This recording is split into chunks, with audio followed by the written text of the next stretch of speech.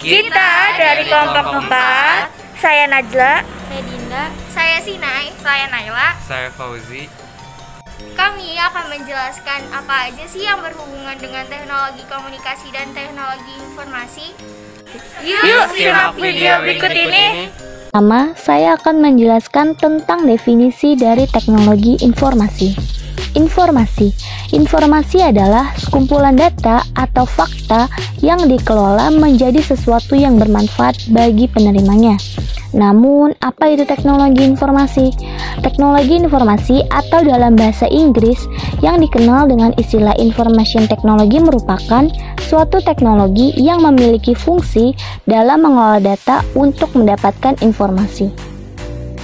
Selanjutnya, apa aja sih fungsi dari teknologi informasi itu sendiri? Di sini, saya akan menjelaskan 6 fungsi dari teknologi informasi. Yang pertama yaitu ada menangkap, atau yang dapat diartikan sebagai menginput. Misalnya, ketika kita ingin menerima inputan dari mic, keyboard, dan juga scanner. Lalu yang kedua ada mengolah, yaitu mengolah atau memproses data yang diterima untuk menjadi informasi. Pengolahan data itu sendiri dapat berupa seperti mengkonversi, menganalisis, dan juga menghitung. Yang ketiga ada menghasilkan, yaitu mengorganisasikan informasi ke dalam bentuk yang berguna atau laporan yang dapat dimengerti oleh orang lain.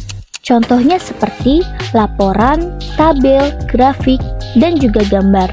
Lalu yang keempat ada menyimpan, yaitu merekam atau menyimpan data dan juga informasi dalam suatu media. Contohnya saat kita ingin menyimpan suatu data ke dalam hard disk, flash disk, dan juga tape. Yang kelima, ada mencari kembali atau retrieval, yaitu menelusuri dan juga mendapatkan kembali informasi yang sudah tersimpan. Contohnya, ketika kita ingin mencari suatu data yang sudah disimpan sebelumnya. Dan yang terakhir, ada mentransmisi, yaitu mengirim data dan juga informasi dari suatu lokasi ke lokasi lain melalui jaringan komputer. Contohnya, seperti kita ingin mengirimkan data dari perangkat satu ke perangkat lainnya. Selanjutnya ada teknologi komunikasi. Perkembangan teknologi komunikasi saat ini berkembang dengan pesat. Kita bisa lihat dengan munculnya beberapa macam perangkat teknologi komunikasi dengan teknologi tingkat tinggi. Ini didorong oleh kebutuhan manusia untuk menghadapi masalah yang dihadapi dalam waktu yang singkat. Di awal kita sudah membahas teknologi informasi. Nah, apa sih perbedaannya teknologi informasi dengan teknologi komunikasi?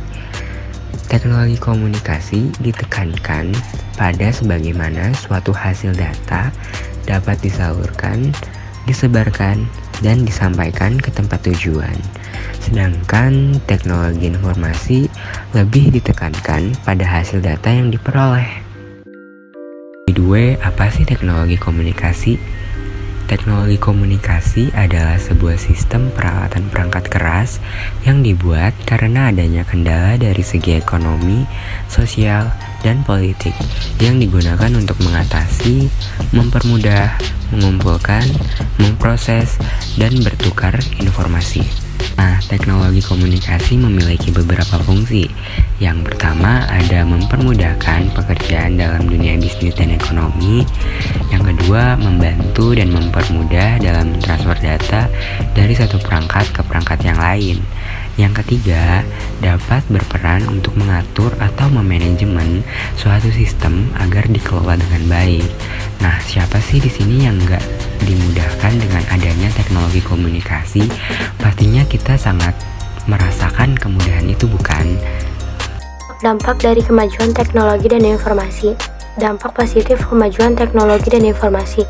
Yang pertama, kemudahan mengakses dan mempercepat arus informasi. Arus informasi saat ini menjadi sangat cepat. Namun demikian, hal ini merupakan salah satu dampak positif karena dapat memberikan informasi. Yang kedua, membantu individu dalam mencari informasi. Dengan adanya arus informasi, maka individu akan jauh lebih mudah mencari informasi. Yang ketiga, membantu mempercepat pekerjaan manusia. Adanya bantuan teknologi informasi dan komunikasi yang modern sehingga lebih memudahkan dalam segala hal. Yang keempat, memiliki dampak positif dalam pendidikan.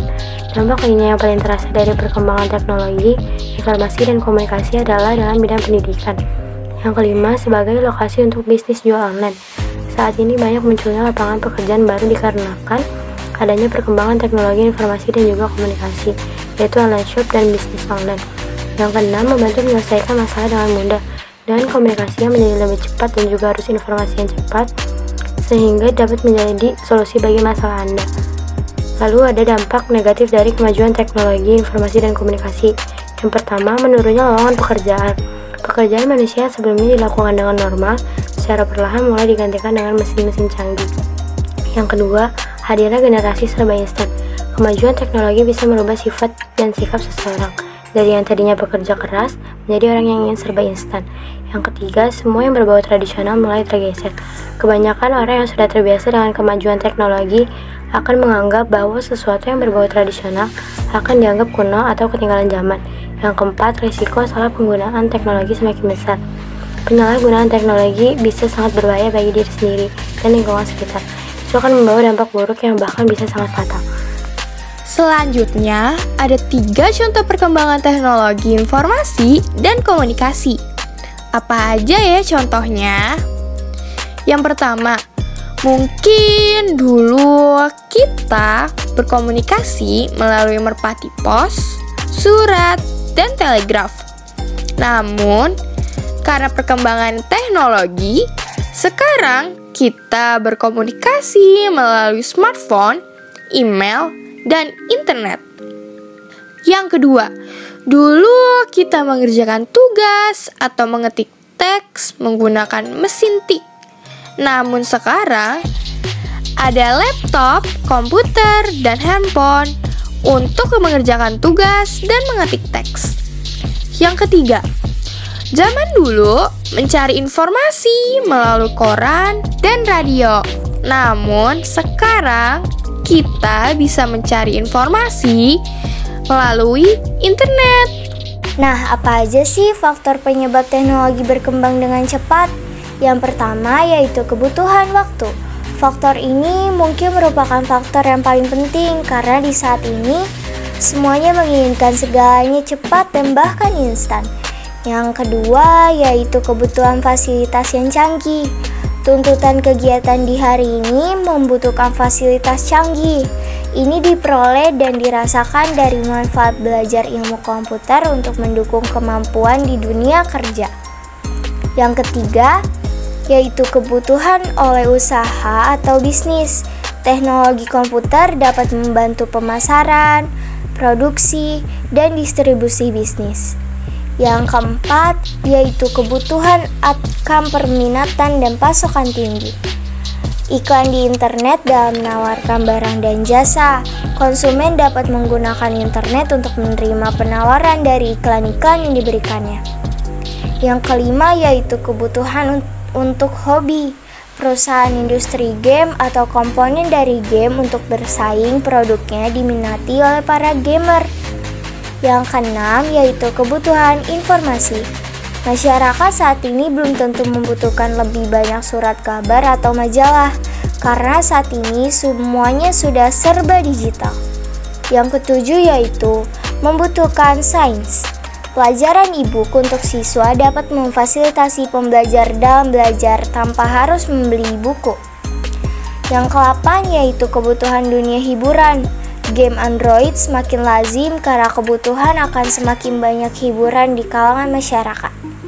Kebutuhan industri musik adalah yang ke-9 untuk merekam atau proses editing lainnya dalam memproduksi sebuah musik. Yang ke-10 yaitu kebutuhan komunikasi. Adanya aplikasi media sosial seperti Line, WhatsApp, Instagram, dan lain sebagainya.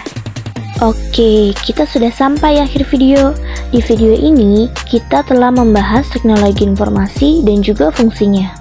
Bukan cuma fungsi, kita juga ngebahas dampak positif dan negatif dari teknologi komunikasi dan informasi.